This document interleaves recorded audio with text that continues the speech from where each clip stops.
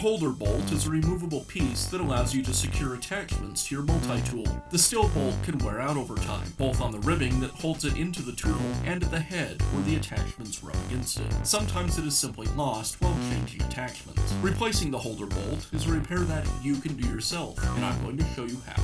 Hi, I'm Mark Socha.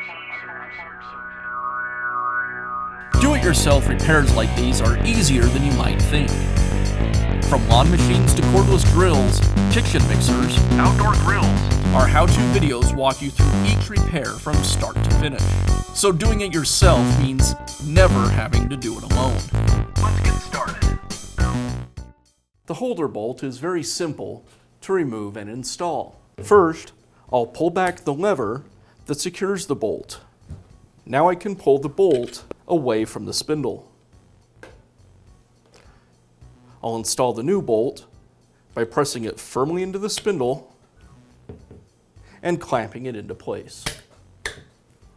And that's how easy it is to replace the holder bolt in your multi-tool. Be sure to check back often for new videos and expert advice. If you found this video helpful, give us a thumbs up And leave a comment.